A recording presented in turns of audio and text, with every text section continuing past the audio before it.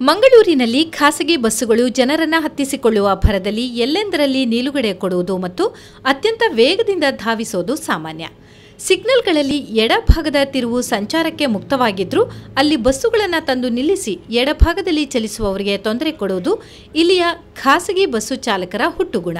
ಇದಲ್ಲದೆ ಪ್ರಯಾಣಿಕರಿಂದ ಹಣ ಪಡೆದರೂ ಟಿಕೆಟ್ ನೀಡದಿರುವುದು ಇವರ ಇನ್ನೊಂದು ವಿಶೇಷ ಗುಣ. ಮಂಗಳೂರು ಪೊಲೀಸ್ ಆಯುಕ್ತರು ನಡೆಸುತ್ತಿದ್ದ ಫೋನ್ ಇನ್ ಕಾರ್ಯಕ್ರಮದಲ್ಲೂ ಇದು ಪ್ರಸ್ತಾಪವಾಗಿತ್ತು.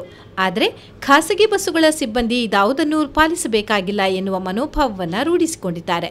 ಇದೀಗ ಸಮಯ ಪಾಲನೆ ವಿವಾದದಲ್ಲಿ ಇಬ್ಬರು ನಡುಬೀದಿಯಲ್ಲಿ ಹೊಡೆದಾಡಿಕೊಂಡಿದ್ದಾರೆ.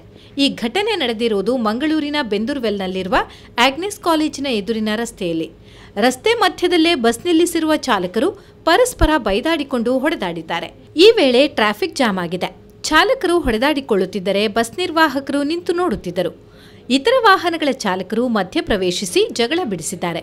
ಕಾರಿನಲ್ಲಿದ್ದ ಪ್ರಯಾಣಿಕರು ಈ ದೃಶ್ಯವನ್ನು ಚಿತ್ರೀಕರಿಸಿದ್ದಾರೆ.